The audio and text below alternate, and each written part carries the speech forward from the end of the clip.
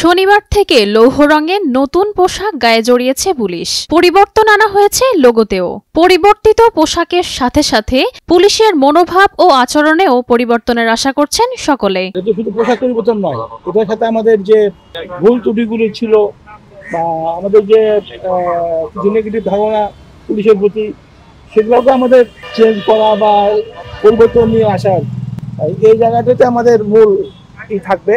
যেন পোশাকের সাথে সাথে আমাদের যেন আচরণ কথাবার্তা সব কিছু মিলে আমরা যেন আমাদের পরিবর্তনটা আনতে পারি আর কি।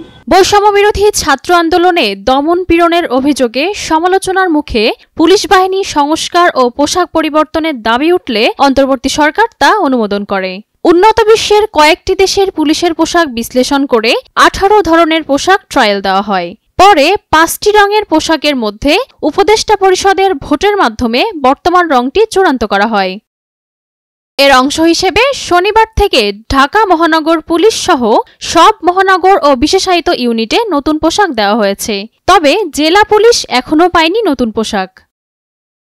এদিকে পুলিশের নতুন পোশাক নিয়ে সামাজিক যোগাযোগ মাধ্যমে চলছে আলোচনা সমালোচনার ঝড়। নেটিজেনদের কেউ কেউ বলছেন নতুন পোশাক অনেকটা স্কুল ইউনিফর্মের মতো, কেউ কেউ বলছেন সিকিউরিটি গার্ডের পোশাকের মতো।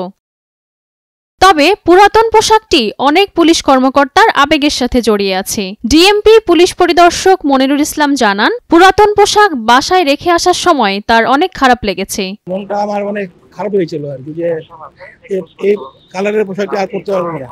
তবে পোশাকের রং যেমনই হোক, পুলিশ বাহিনী সুশৃঙ্খল ও পেশাদার হয়ে উঠুক এমন প্রত্যাশা সকলের। রাজিয়া খাতুন, নয়া দিগন্ত।